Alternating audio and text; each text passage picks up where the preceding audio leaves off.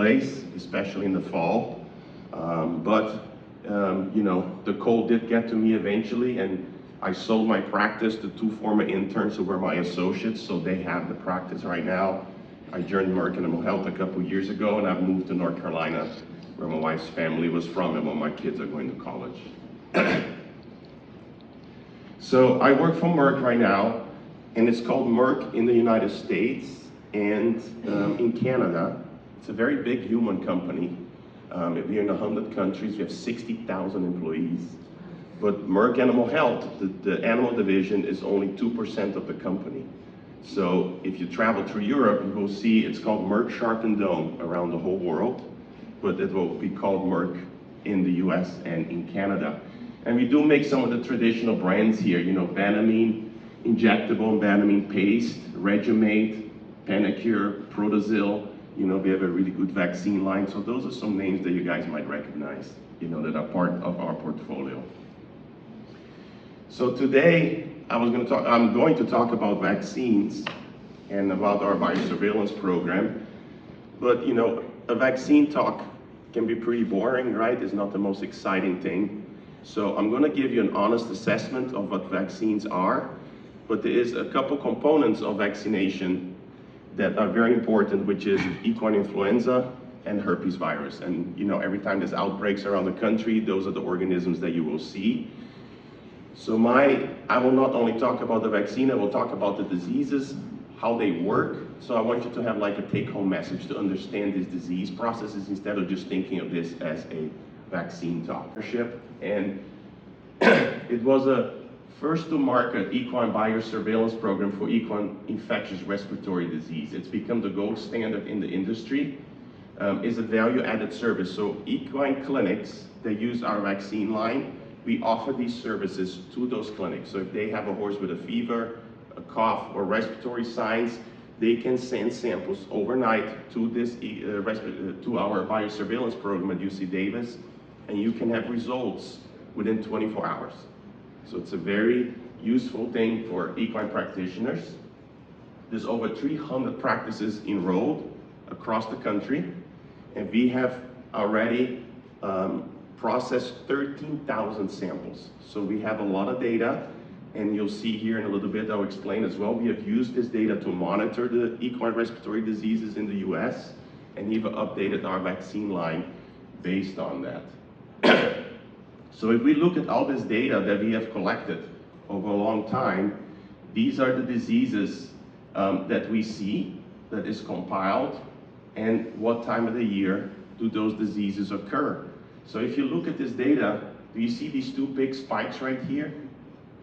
So look at this. Between January and March, equine influenza sort of rears its head across the whole United States.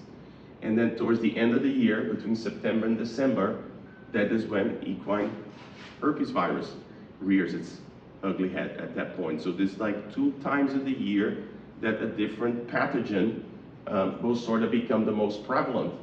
But if you look here, based on our data, you know, a lot of times we will vaccinate horses right in the spring, maybe March or April, you know, but if you look here, that's, you know, you're gonna miss this big spike right here in equine influenza. So we're thinking that maybe sometimes vaccinating a little bit on the early side of things, there might be some benefit to horses there.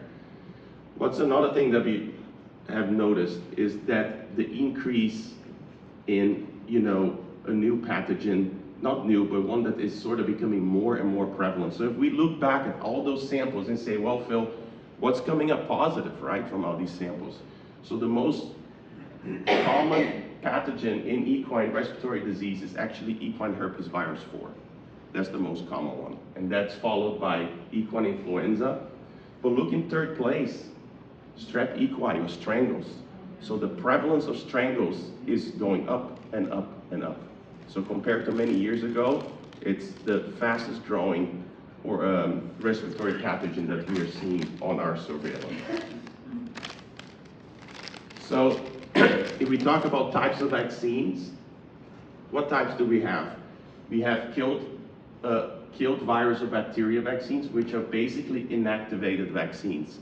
So if you think, for example, rabies vaccine, when they make the vaccine, It's actually live rabies. It's the actual disease in the lab that is the true contagious form of this disease. So they replicate this virus to make the vaccine, and after they make a batch, they then inactivate it. They have a process in which they will kill the virus, right? So it doesn't cause disease, and then they will, process it and turn it into a vaccine. So when you receive, or the animal receives this vaccine, it will receive, the actual true antigen of that organism and build an immunity against it. So that's a very common way to make a vaccine. And you very often need adjuvants to add the boost to the immune response, and they will filter that. So that's a very, popular way to making a vaccine. Then another one is called a modified live. So a modified live is a vaccine that the organism is actually alive, but it has been modified so it can't really replicate. So we have a very good influenza vaccine, which is intranasal, and that vaccine, we give it as a mister in the nose, and it replicates. It becomes like a small version of the disease, but it can only live in the horse's nose, because as soon as it goes anywhere else in the body temperature of the horse will kill this virus. So it will mimic a disease, but it cannot infect the horse. But it creates very, very good immunity.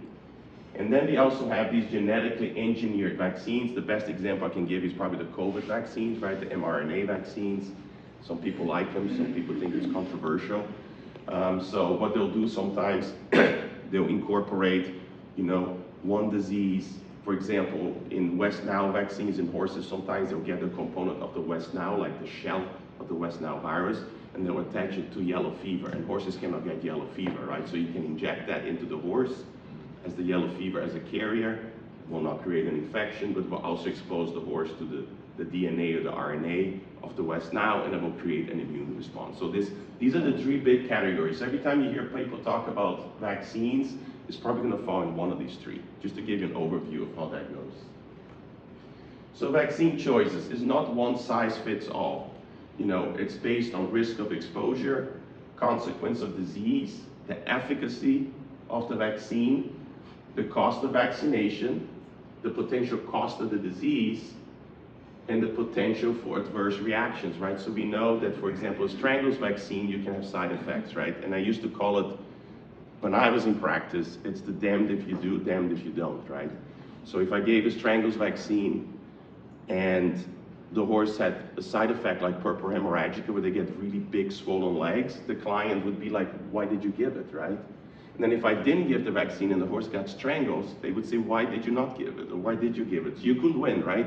So if you gave it and you had a reaction, you were guilty. If you didn't give it and the horse got strangles, you were also guilty, right? So that's when you have to talk about it. So there is some pros and cons when we talk about that. So there's two big categories for equine vaccines. So all horses, these are the essential vaccines that the horse should receive. Eastern encephalitis, Western encephalitis, West Nile, tetanus, and rabies. So that's sort of, those are diseases that the horse does not need to travel. They can get it in the backyard. And the one thing that you will see on this group of diseases here, several of those diseases are lethal to horses. You might save a horse with West Nile, you might save a horse with Eastern, but the chance of mortality on these diseases is extremely high. So the chance your horse will die is pretty good.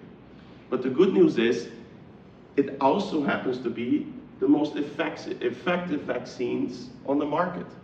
I am yet, in 22 years as an owner of a practice, or 30 years as a veterinarian, seen a horse that was properly vaccinated, properly documented he was vaccinated, get one of these diseases. And if you see the reports of horses with Eastern encephalitis or West Nile, and you go back and say, where are the vaccine records? Oh, we don't have them, this horse was not vaccinated. So these are extremely efficacious vaccines. So you're gonna have different companies making all these claims, but I'm gonna be honest with you, since you're all Dutch, right?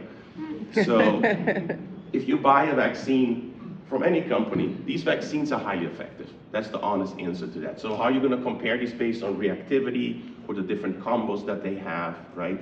But just know that this is something every horse should get in the US every year. Number one is because these are fatal diseases. Number two, these are highly effective vaccines. Does that make sense? Okay, perfect. So then, now we move on to the right side, which is the risk-based vaccines. So it's a big list right there. For example, when I was in Vermont Potomac horse fever was very, very big, right? We treated a lot of cases up there. Strangles can be very prevalent. Venezuelan encephalitis is, we don't see that much at all. Maybe people in southern Texas might vaccinate that, you know, but 99% of the United States will not vaccinate for Venezuelan. But here are the three big ones again: strangles, influenza, and equine herpes virus 1 and 4. Those are vaccines that help horses a lot, and they should be vaccinated for it, but you're not going to get the level of protection that you're going to see like the diseases on the left. And there are reasons for that. And my job today is to explain those reasons so you guys know why these vaccines don't work well, but why you should still vaccinate. So that's going to be the take-home message today, is to actually understand those diseases. So let's talk about equine influenza, or the flu. These horses get really high fevers. So a lot of times you come to the barn, you hear this cough, right, the hack. And it's like, uh-oh, horse doesn't want to eat this grain. You take a temperature, and this horse got a 105, 106, right? You get these really high temperatures on these horses. They'll have a clear nasal discharge. They kind of look depressed. They don't want to eat. Over time, if they're sick for a long time, maybe weight loss. And they also get muscle weakness and myalgia. Who here has had the flu and felt really, really achy? You know, you sore, right? Do you know why you get sore when you have the flu? Because the body is trying to fight the infection so hard that your immune system is so upregulated that it also attacks your muscles. And that's why you feel so sore. So it's actually your body causing the soreness and not the virus. So that is the myalgia comes in from, you know, your immune system really working hard to sort of get rid of the organism.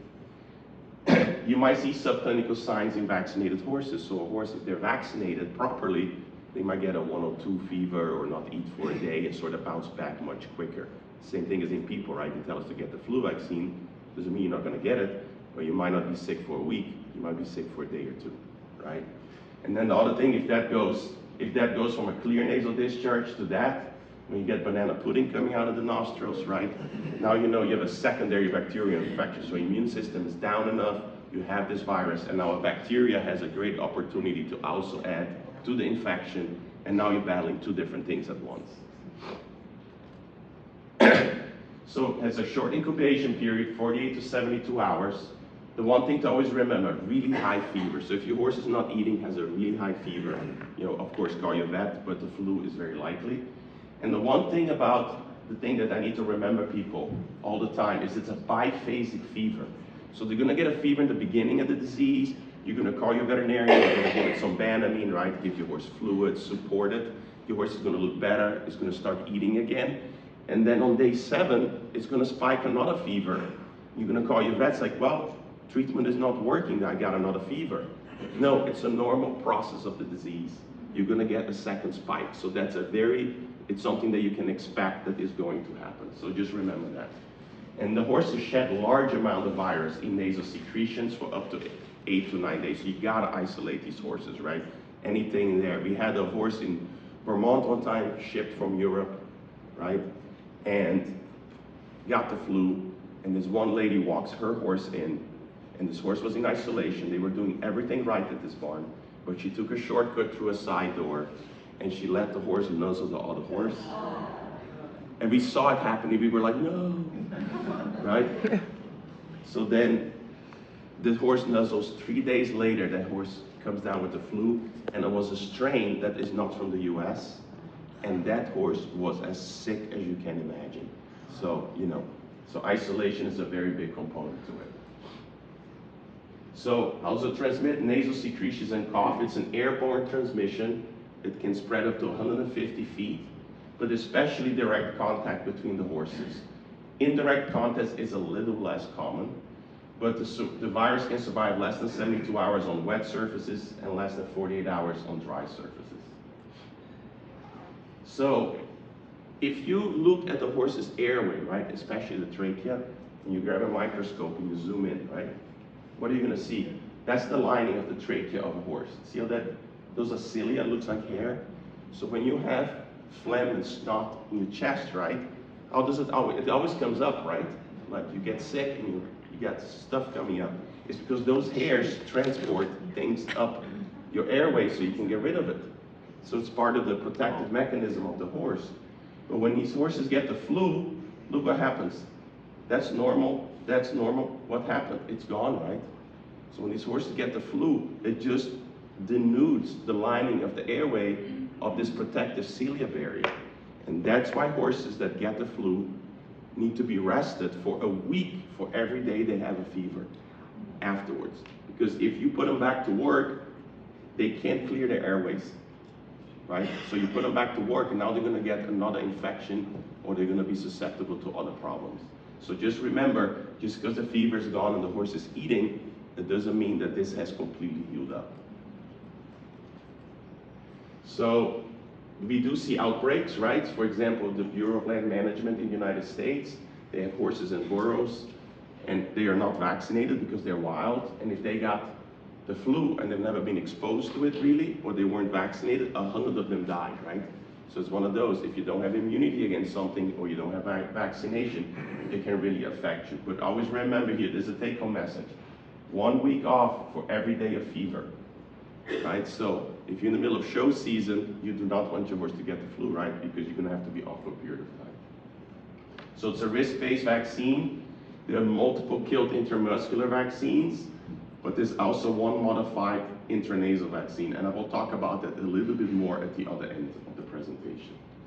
But now I want to talk about the flu virus and explain why it's such an elusive virus and why these vaccines don't work really well. So we're going to dig in a little bit further here. So this is the flu virus, and you see these spikes here? So these spikes is what we call these outer surface proteins, and there's two big groups of them. There's hemagglutinin and neuraminidase. And what those spikes do for these viruses is when they enter your nasal passage in people or animals, those spikes attach to you. And that's how the virus holds on to you and enters your cells and starts to replicate. That's how it works. So if you look at that, hemagglutinin and neuraminidase, H and N. You ever heard of the viruses in people? They call them H1N1, H3N2. So they name viruses based actually on these outer surface proteins. So H1N1 is the human flu, also known as the swine flu, even though we get it, right? And H3N2 is the bird flu, the avian flu. We also get that. You know, so these classifications come based on these outer surface proteins. So the equine version of this disease is H3N8. So we will not get the equine flu, and they will not get our flu. They have their own flu, right? But if you see those names, I just wanted you to know where those names come from. But what do these viruses do? They're very tricky, right? So we just had the COVID outbreak. You think it came from China. They said it was a novel virus, right? How do you get a brand new virus? And I'm going to explain that. There's two things viruses do, and they're very good at it. They can do what's called an antigenic shift, or they can do something that is called an antigenic drift. And let's start with the shift. So the shift is if you have one individual, an animal or a person, that is infected with two viruses at the exact same time, okay? So you have virus A with its outer surface proteins, and it's got its RNA code inside, and you get virus B. It's a completely different virus with its outer surface proteins and its RNA inside. So when those two viruses replicate inside the same individual on a rare occasion, what can happen? They will mix. So look at that. It's got some of the outer surface proteins from virus B, some of the virus A, and look at the RNA. It took half the RNA of this virus, half the RNA of that virus, and what do we have now? A complete new virus. And when that happens, the vaccines don't work, we don't have an immunogenicity. So when we got COVID, that's what happened. We don't know if it happened in a bat or in a lab. I'm not a conspiracy theorist, you know, it happened somewhere. You know, but whatever happened, this is what happened. So an individual was infected with two viruses at the same time, their DNA matched up, and it created a brand new organism that nobody had immunity to, and then it spread like wildfire. Does that make sense? Okay, so that's the antigenic shift. And this is in the early 60s. This happened to horses. The horse flu used to be H7N7. But in the 60s, it became H3N8. And up to today, it's still H3N8. So as long as we don't get another shift, right, that is going to remain in place. But they also have something called an antigenic drift, which is a small mutation. So what happens here is, over time, you see you have your virus and you have your RNA, and for some reason, a tiny little piece of the RNA code gets changed. See this tiny little orange speck in there? It just changes a little bit, just a tiny little bit. But when it changes that little bit, your immune system hasn't seen it, the vaccine is not efficacious against it, and now you sort of don't have a new virus, you have the same virus, but you have a new version of the virus, like a new version of Windows, right? Windows 10, now you go to Windows 11. So you have this new virus.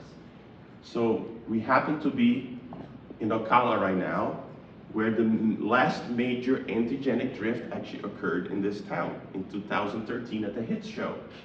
So they had the HIT show, and to be able to get onto the grounds, you need to have all these horses prove vaccination, right? They got the flu vaccine, they got the rhino vaccine, they're all up to date, they got the booster. You can't enter the showgrounds without it. But we had an outbreak, and we had 2 cases of equine herpes myencephalitis, which is the neurologic version of the herpes virus that we all dread, right? And then we also had several horses sick with equine herpes virus 1, but the fevers were spreading like wildfire, and we found out about this herpes virus, but some horses were testing negative. So they actually ended up using our biosurveillance program, and they sent hundreds of samples to us. And what we found out is that in addition to this herpes virus outbreak, there was also at the same time an equine influenza outbreak happening. So the HIT show, as you guys know well, it's a multidisciplinary event, big economic impact, big showgrounds, a lot of horses. So this disease outbreak happened in 2013 with many horses with fever, 13 positive for EHV1. 2 horses developed the neurologic version of this disease, right? But then we found out that the equine influenza had a background infection going on, and how did they stop the spread of that? They actually used our intranasal vaccine, because it's a great vaccine to stop an outbreak, and they got things under control. So we at Merck went back and we grabbed this 6-year-old Warmberg gelding. They had classical signs of the flu, had a great history of vaccination, right? But he got the disease. So we wanted to sequence that flu strain that that horse had. So we did the sequencing on that to then find out that that new antigenic drift had occurred, and we had a new version of the virus. So with that new version of the virus, we actually went and grabbed that, and we updated our flu vaccine at Merck to include that latest strain, right? So we used that opportunity to upgrade the strain that we have. So if you look here, you go back to the 60s, right? The H3N8 equine influenza virus. Then over time, these viruses keep changing, right? So we then eventually broke into an American and a European lineage of the flu. And then there became a sublineage, the South American, the Florida, and the Kentucky versions of this virus. And then later on, the Florida version became the dominant version around the world. And then later on, there was another small change in these viruses. And then they had another division between clade 1 and clade 2. So if you read the vaccine label, they will talk about clade 1 and clade 2, right? And then if you look at clade 1, those are the strains that have occurred. They always name it by the year. So you can see here, clade 2 used to be more predominant in Europe. Clade 1 was more predominant in the US. Now Europe is sort of switching to clade 1 as their predominant. Now clade 2 is in Asia. But what you want is a good flu vaccine, according to the World Animal Health Organization, should include a clade 1 and a clade 2 vaccine, especially if horses travel internationally. So what we did at Merck was we included clade 2 and clade 1 strains in our vaccine. And then this Florida 13 antigen that we have in our vaccine matches about 99% of the circulating flu that we have in the United States right now. So there's 2 types of immunity for the flu, or for anything in your body, right? We have something called humoral immunity, and we have something called cell-mediated immunity. Humoral immunity is where you get with these IM vaccines, right? Most of them. And what happens is you get antibodies. Imagine antibodies as these clumps, and they basically cover the virus. And what they do is they cover the virus all the way around, and if they cover it really well, that virus cannot attach to you, and that's how it prevents disease and allows it to get cleared. But now if you have an old strain, for example, of vaccine with a new virus, the antibody might only cover 60% of the virus or 40% of the virus, and there's enough virus exposed that it can now be more likely to attack. So an older vaccine might still work, but you don't get as good as an immunity out of it. So if you look here, our prestige vaccine includes that Florida 13 version, which actually was born here out of Ocala, Florida. So it's sort of interesting that this is where we are, right? Yes. So now moving on to equine herpes virus, which is the other side of the equation. But before you jump into another disease, I just wanted to share a story with you guys, from breeding Dutch warm blood mares, right? So I had this client in Vermont that she got a new horse, but she was a young horse owner. And she hadn't been around horses very much, but she was married to a very rich orthopedic surgeon, right? So she had a budget that she could go with. So she buys this mare, but she really wanted a foal, even though she was a novice horse owner. And of course, she wants frozen semen, right? And when I started my practice, like I told you, I started out of a basement, and I didn't have much money. So as a surgeon, to make ends meet, I had to do repro work, which is not a surgeon's thing to do, right? And I had to do it in the field with frozen semen, right? In Vermont. So now, this lady is very enthusiastic, right, about this whole process. But of course, I'm checking these follicles, as you guys know. And it's 11 o'clock at night, and I'm thinking to myself, please don't ovulate, right? I don't want to do this right now, but I have to go check. So I go out there.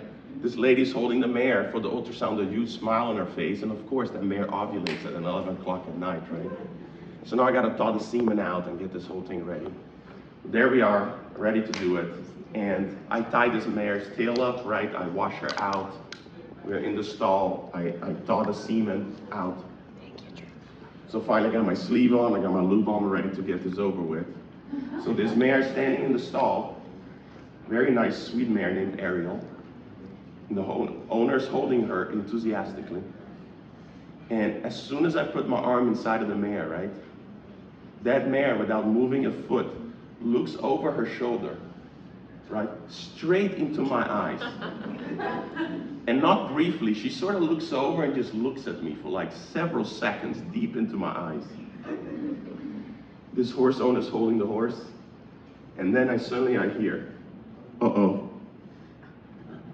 She goes, I think she's afraid that the babies will look like you.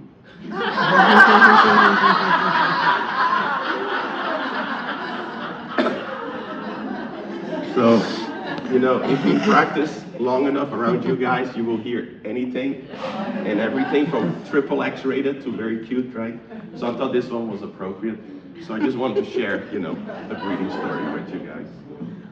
Don't worry, the baby did not look like me. So now moving on to equine herpes virus, right? So there's two types of herpes virus. There's herpes virus type 1 and type 4. And what's the big difference? One will cause neurologic disease, abortions, and respiratory infection, right? And herpes virus 4 pretty much only causes respiratory disease. But every time you see respiratory disease caused by herpes virus, it tends to be herpes virus 4. It's the most common one. Remember the very chart I showed you, right? Not going to be as sick as the flu, but you can tell that they're not feeling right. Now, if they have a reproductive loss, that's the 5th, 7th, and 9th month, herpes virus shot to prevent abortions. That's what we're trying to prevent from this disease to cause neonatal foal death or stillbirths or abortions. And then we have the neurologic disease, which no vaccine is really good in preventing, just to be honest, across the board, right? And those horses will have fever, ataxia, ascending paralysis, and all of those horses can go down, and there's a high mortality rate with those horses. So how does this happen? Like any respiratory disease in the horse, it always goes in through the nose, right? They're gonna inhale the virus, and it will go from there. So EHV1 gets inhaled through the nose, but it's also shed through the nose, and then it will colonize in the back of the throat and replicate, and then it will infect endothelial cells, dendritic cells, and lymphocytes. But there's a trigeminal nerve in the horse, right? It's one of the cranial nerves, and this virus will go to that nerve, and it will infect these horses for the rest of their lives. They will always have it. Like people that have herpes virus, You know, you get your cold sores, different versions of it. Sometimes people refer to herpes virus as the gift that keeps on giving, right? Yes? Is it, when you talk about the trigeminal nerve, do they become like nose clippers? Nope, it just sits there. Okay. Yeah, it's just enough that they reinfect themselves from within. So there's not really a neurologic component to it. It's just a reservoir within their body. Does that make sense? Thank you. Oh, no problem. So, okay, so now you get this equine herpes virus 1, right? So how does that become the other diseases? So most of the time it will be respiratory disease, right? But you have heard the term viremia, right? So what is viremia? Viremia is when a virus enters your system and now it travels to the rest of your body through the blood system, right? And it goes throughout your whole body. It's like septicemia. So once it enters these lymphocytes, then it goes through the body. So if that lymphocyte is carrying this organism to your nervous tissue, now you get the neurologic form of the disease. If that EHB1 now travels with the lymphocyte through your system and goes to the uterus, it will create the reproductive version of this disease. So how does it determine which way it goes? It depends if you get viremia, and it depends where that white blood cell takes that virus to continue an infection down the road. So that's sort of how these things will happen. So primary infections, which equine herpes 1 and 4, generally occur at very early age, within weeks to months. So these young horses, you can't vaccinate a horse until close to 6 months of age because they have the maternal antibodies from the colostrum, and the vaccines don't really work. We have to let those antibodies go down before vaccines work. But these horses get infected very early. And have you ever seen, sometimes you get these 3-month-olds, they have the snots a little bit, you know, you have the crud on the nose, but they're not really feverish or anything. A lot of them will get this disease, and they will then carry that disease for the rest of their lives. So almost all horses, 80%, have pre-existing these dormant, latent infections in their system already, even before we can vaccinate them, right? So how does this get activated? Just like in people, stress will activate it. And it can activate in 2 forms, right? One form is you actually get the disease, you get sick, right? And the other form is you don't really get sick, but there's enough virus in the system that you start to shed it. So if you're vaccinated, when you start shedding it, it's not a great coverage. Now, other horses that are not vaccinated can get it, or young other foals can get it. So it's a very efficient virus in sort of surviving for a very long time and reactivating from time to time and shedding all across the horses on the farm. So the idea is that there's a good chance that your horse is perfectly healthy and vaccinated can have this sort of subclinical, you know, latent infection, and it might never express, you know, but it doesn't mean that they don't have it. So clinical signs, typically signs are seen within 1 to 3 days. The usual course was 7 to 10 days from the onset of signs, and they may shed as long as 21 to 28 days. So these horses will look completely back to normal, right? No fever, eating and drinking, and you walk by these horses, you think they look fine. But what do you need to do? You need to test these horses with nasal swabs to make sure they're not shedding anymore before you put them back into the herd. Because otherwise they might look normal to you, but if you put them back into the herd, they will shed it to all the other horses on the farm. So nose-to-nose contact, airborne transmission, and people will contaminate other horses, you know, through their hands and equipment, and water buckets, bits, clippers, brushes, and especially an aborted fetus or fetal fluids or a placenta from an infected horse is highly infectious. So that's when if they have an abortion at your farm, you gotta really clean and isolate that area because that can be very transmissible to other horses. Most horses have been infected and are latent carriers. Neurologic disease is a relatively rare disease. It has to grab that, you know, white blood cell and travel to the nervous system for that to happen, you know. And neurologic disease has been observed in horses that are vaccinated. So why do we see it? Because even though we vaccinate, you know, they still have the organism to begin with, right? So currently available vaccines do not reliably block the neurologic version of this disease. So why do we vaccinate then, right? They have it anyway, so why should we vaccinate? So although vaccination is not completely protective, it attenuates or lessens the severity of clinical disease. So if they do get the disease, like any other vaccine, they'll get a much milder form of that disease. But more important than anything, it will reduce viral shedding, right? So, and if the whole herd is vaccinated, or these sources go to show, consistent vaccination appears to reduce the frequency and the severity of respiratory disease and limit the occurrence of abortions. So why do we vaccinate? To try to control the disease as much as we can. But for us to stand here as vaccine manufacturers to tell you, you give our vaccine and you're not gonna see it, as you can see, that's really not true, right? We're trying to control this disease as much as we can, right? So immunity either from natural disease or vaccination is not complete, and it tends to be short-lived. And that's why sometimes we have to vaccinate every 6 months, if not every 3 to 4 months, sort of to keep the levels up to prevent this from happening. So now talking, we have our vaccine line. It's a very low reactivity vaccine line. We couple very different combos with our rabies vaccine, which is a very low reactivity vaccine. And we have the only monovalent rabies vaccine made specifically for horses. All the other companies have their rabies vaccine for multiple species, right? So you can give it to a cat, a sheep, a goat. So we have the only equine-only rabies vaccine. And because of that, it's very low reactivity. And many people will use other brands of vaccines and use our rabies because they know that, the reactivity is very, very low. So now, the easiest thing to do for your veterinarian is to come by, give an IM shot, right? Give your horses their vaccines. It's easy to do and move on. Now, we have 2 other vaccines at Merck that are different from everything else that is normally given. So we have this Fluavert. It's an intranasal vaccine specifically for the flu. It doesn't have an adjuvant. You will get no muscle soreness, and it's given as a mister in the nose, and it is incredibly protective against the flu and even creates a lot of cross protection against other respiratory diseases. Why does it do that? Because it creates that humoral immunity, like we talked about antibodies, but it also does what we call cell-mediated immunity in the nasal passages. So the second type of immunity with the IM shots really don't provide.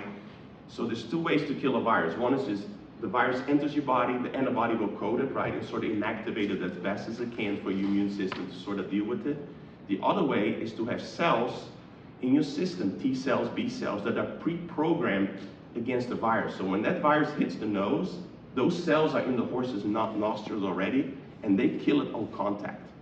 So it's a complete different type of immunity. And what this vaccine does is sensitizes those cells in the air passages and creates 2 types of immunity. And the immunity of this vaccine is so strong that if a horse has never had a flu vaccine, we can give 1 dose of this vaccine and you don't need a booster, even if it's the first time the horse has ever gotten this vaccine. So it's a very neat product. So for example, you have a young horse, never been vaccinated for the flu, you do a pre-purchase exam in California and you gotta ship this horse to the East Coast, right? So like, well, the buyer wants to take it right away. Normally when you give the first round of immunizations, you have to do, first dose, then a booster, and sometimes in babies a 3rd dose, for example, right? This is one of those that if you have a yearling, you do a pre-purchase exam, you got to ship this horse in a few days, you can give 1 dose of Fluavert and ship the horse and you have your immunity for your trip, right? It's also the vaccine that every time, on a Friday afternoon at Merck, we get the phone call, there's an outbreak somewhere, right? It's the flu.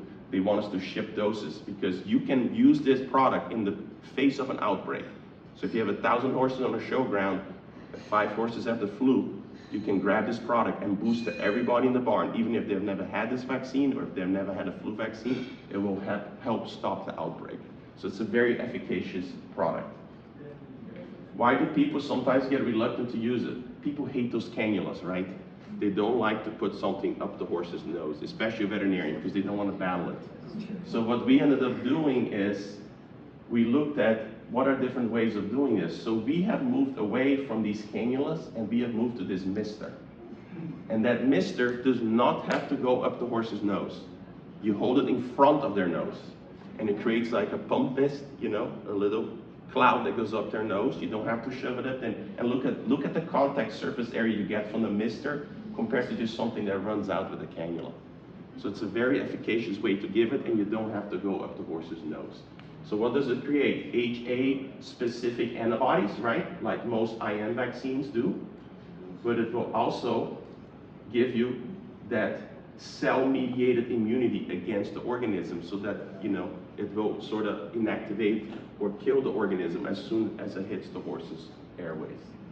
So the other vaccine that we have, and you guys probably know this, is Pneumobord K, from Zoetis, and then we have our version of this, which is Prestige Prodigy, which is the anti-abortion vaccine for mares, right? The 5th, 7th, and 9th month of pregnancy, you give this. But this vaccine is also labeled for respiratory disease, right? It has a dual label. Most people don't realize that. But this is what's called a high antigen load vaccine. That's why it's 2 cc's, and it provides very good respiratory protection as well. And even though it's labeled and marketed as an EHV1 vaccine, it has an extremely good crossover protection to EHV4. So there's 2 ways to vaccinate a horse for respiratory disease. One is to use your traditional IM vaccines, which we make, everybody makes, right?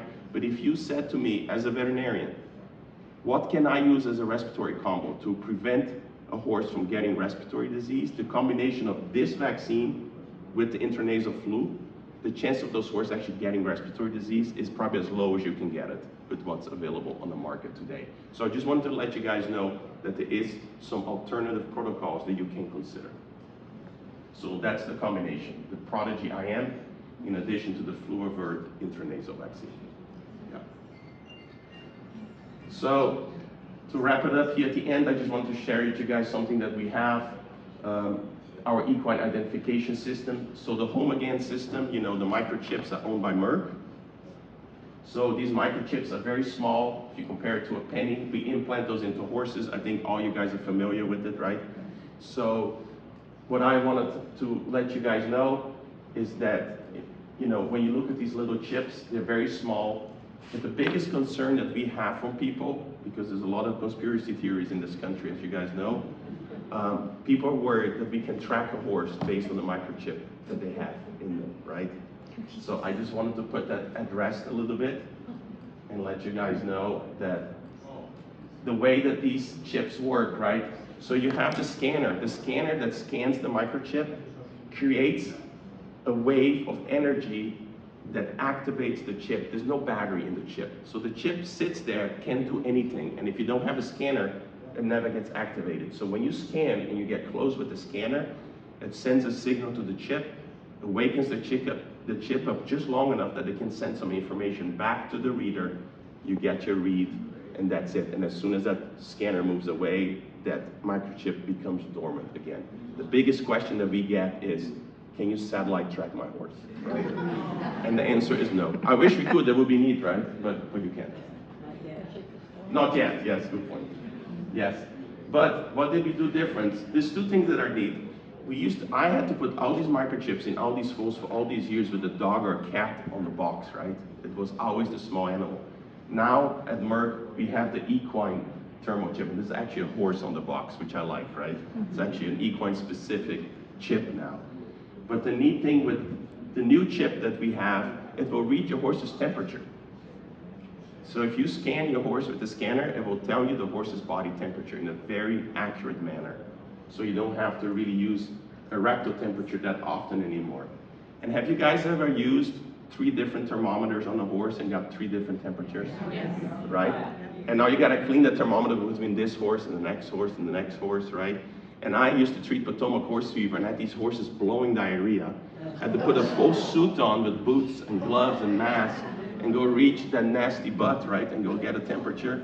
I wish we had this back in the day, because I would have put a chip in that horse and just reach in the stall and scanned it, and I didn't have to get dressed. It's not real. I'm sorry? The smile. So the lady smile. I know. She's doing that. It's not real. Yep. Yeah, she's almost making it to look too easy, right? Yeah. Yes. But this is a very neat product, and the other thing that we have done at Merck is, you see this end of the chip right here? There's a little silicone coating we put on it, because chips used to migrate, right? People used to put it in the neck and say, like, well, it's by the ears now. So you pre-purchase exam, and you look between the ears, it's like, what is that, right? It's like, oh, the microchip, it migrated up, right? So what we have done is we added that little layer, and the chip will stay where we implanted it right now. There's an app that goes with it, so you can log information about your horse, so you can scan with the scanner, it will connect to your phone with Bluetooth, and you can enter information. HISA is this racehorse new rules and regulations of all the drugs that get given to a racehorse need to be documented before the race. And veterinarians that scan these chips with this app can actually enter that information into the app and upload it into the system so those horses can race. So the price difference between a regular chip, and these are also ID chips, right? So it still has a number in it. So it will give you the temperature, but still an identification like you need for a foal. But the difference in price, from what I was told, between just a number chip and a number chip with the temperature sensing, I think is only $2 or $3. So imagine if we all use the biothermal chip moving forward, we can all get temperatures on these horses without thermometers moving forward, which would make a big difference, right? This is the chip that our registry uses now. Yeah. Perfect, I love to hear that, yes. Yeah, so it's very helpful. Probably for. Perfect, even better, right? Buy in bulk. Yes. Well, thank you for having me, guys. I hope this helped you a little bit understand the disease, but I'm happy to answer any questions. Yes? At what age do you recommend vaccinating for flu or anything else for that matter? So you will see, if you get really technical, right? You will see that some vaccine companies, they say you can vaccinate as early as 4 months, right? And some will start vaccinating as 6 months. And what happens is the antibodies that a foal gets from a mare are highly effective for up to 6 months. So sometimes if you vaccinate at 4 months in a mare that was properly vaccinated before the foal was born, they're not going to respond to your vaccine very well. So usually at 6 months of age is ideal to really start vaccinating the horses. But now if you happen to have a mare that hasn't had any vaccinations or they forgot to give all the vaccines, then the maternal antibody against those diseases are very, very low, and you could probably start a little earlier at 4 months in that scenario. Yes. Yes, sir. You need a special scanner for the temperature? Yes, so there is a scanner from Merck, but there's a few other scanners on the market that will also scan the temperature. And I think there's more and more scanners coming on that are getting cheaper and cheaper, so it's more affordable to scan them. I can leave you a card and get you some of those names, but I've been asking people to make a very more affordable scanner so that barn managers can use it as well, because it would be neat to be able to read those. Yes. Yes. Is your rabies vaccine incorporated in a combo shot, or is it separate? So the way different companies do different ways, right? So there is a core vaccine nowadays that has the rabies and the basics, but we measure everything in pokes, right? So how many pokes does a horse need? So you can have a company that has Eastern, Western, West Nile, tetanus, and the rabies vaccine into one, but you still have to give a flu rhino shot separate, so those are 2 pokes, right? What we did was we have this unique rabies, which is very low reactivity, and we combined that with other formulas. So we actually have a Prestige 5 plus West Nile, which has Eastern, Western, tetanus, West Nile, and flu rhino in it, and then you combine that with our rabies. So it's still 2 pokes. Okay, so in Kansas, we are required to have a veterinarian do the rabies Yes. shot. So if we buy a combo one, is that sold just only in state specific? I think there is some retail spaces that you can buy it from. I don't know exactly what is sold through them. My portion of my department is in relating to veterinarians mostly, so I don't know the retail space really well, but I do know that we do have vaccine in the retail space, but I wouldn't be able to tell you if that specific combo is available there or not. Yes. Yes. You recommend vaccinating the mares 4 to 6 weeks, or what do you say, before they foal? I would say at least 4 weeks. So somewhere between that 4 to 6 week window. Yeah. So how long does it take actually, if you do it every year anyway? Yeah. How long does it really, if you had a mare that, all of us probably don't, but hadn't been vaccinated? Well, if she hasn't been vaccinated, then it's not going to be as effective, right? So then You have to do 2 doses. you might have to do 2 doses on that one, yeah. Yeah, and then usually with those mares, what I would do to prevent reactions, if you have to do more than those doses, I would sort of give a dose of Banamine at the same time I vaccinate them because they're pregnant. And there was a study done that they looked at 1 dose of Banamine IV given at the time of vaccination did not interfere with the efficacy of the vaccine. So what I used to do, every vet is different, right? But when I was in practice and I would vaccinate pregnant mares, I would always give a dose of Banamine IV at the same time just to avoid, I hated problems, yes. If you do your spring shots in March or whatever, and you're not foaling out until later in maybe July or August, do you re-give those core shots again 4 weeks from foaling to your mare, or if you give them in the spring, will that hold on through until foaling? So her question is, if you vaccinate the horse earlier in the spring, and now you're foaling this mare maybe in June or July, you know, do you still give that 4 weeks before they're born, you know, a booster? I think I probably would.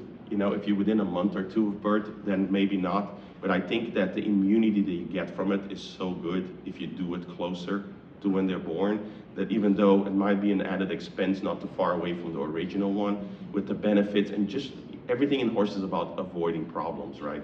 So I think it's worth it, especially if you combine it with an IV Banamine shot. Yes, yes. We have a veterinarian in our area that wouldn't do any breeding within 1 month of vaccines. And I was wondering if any of these had any effects, or if you've had any information on that. Okay, so the interference of vaccinations with breeding, right? Yeah. So I did my breeding, as I told you guys, when I had no money. That was a long time ago. So I haven't done much breeding recently. I do think when you give antigens through vaccines, there's always an immune response to it. To be honest, I don't know the answer to that. I think a boarded repro person or someone that does a lot of repro work would be better suited to answer that question. So I don't want to sort of shoot from the hip here. Yes. So that's my honest answer. Yes. Yes. Kind of going back to Kathy's questions, but like the overlapping of, so say I have some mares that are due in March or April and I want to do their booster, and like I want to do, say I want to do my home group at the same time, but maybe I didn't vaccinate it, they're not quite that 6 month. Is it bad to do it too early for the other ones? It's not. The only time it's bad is, you know, we used to have horses in my practice, for example, that when they got a rabies vaccine every year, they would get so sick, right? Sore for days and days and days. So if you have a horse that is hyper immune to a vaccine, you know, let's say you have one mare, when I give an EWT, oh my gosh, she gets really sore every time. So that's a horse that might potentially have a very high titer anyway, you know? So if you have horses that they don't really react to the vaccine or very, very little, you know, and then you want to give a booster with that Banamine shot, then it's pretty safe to give it. Unless there's a pre-existing history that horse tends to really react to a specific vaccine, and then I would have a conversation with your veterinarian to maybe say, hey, maybe we'll booster everything around that one specific one. Because a lot of times when they overreact, it can be to the adjuvant or the carrier, right? But if the other vaccines, let's say, have the same adjuvant carrier, but doesn't have, for example, tetanus in it, right? Then you know it's the tetanus that's triggering it, and then you can sort of work your way around it a little bit. Yeah. Yes? I have a question about Lyme vaccines. Lyme vaccines, yes. So, is there a risk to pregnant mares if another horse in that herd gets a Lyme vaccine, like strangles? To the pregnant, I mean, is there any kind of risk? So the Lyme vaccine, there's no risk to the other horses. It's not a life component to the Lyme vaccine. So I practiced in Vermont where Lyme disease was rampant, and we used to vaccinate horses with the dog Lyme vaccine. We had a full protocol for that. But vaccinating other horses in the barn with the Lyme vaccine poses no risk to the other horses. Okay, pregnant mares or anything? No. No, Lyme. Oh, I thought you said Lyme. Sorry, like strangles. Yeah, the strangles vaccine, it's its own thing. So the strangles vaccine, if a horse is very sensitized to the streptococcus, and let's say you give it to a horse and they sneeze on another horse that's very sensitive to it. So there's this disease called purpura hemorrhagica, which is a side effect of this vaccine. And I had it happen one time in Vermont where this horse got 3 trunk legs, and we had to treat it for weeks with steroids, prevent it from foundering, and it was sort of like a big reaction. So I would probably keep pregnant mares away from the live strangles vaccine. The intranasal flu, you'll be okay because it's inactivated and will have no influence. But the strangles vaccine, I would be careful. I had it one time where we gave it to a horse and I told the owner to stand to the side, but the horse sneezed in her face and she reacted, so she had to go to the hospital herself. So it's a tricky vaccine. Oh, that's why I call it the damned if you do, damned if you don't, right? Yes. Can you give your Banamine orally in conjunction, or does it need to be IV? You can give your Banamine Okay. orally, yeah. And I would probably do then maybe give it maybe an hour or two before the vaccine, so you Okay. sort of have the full effect. Yes.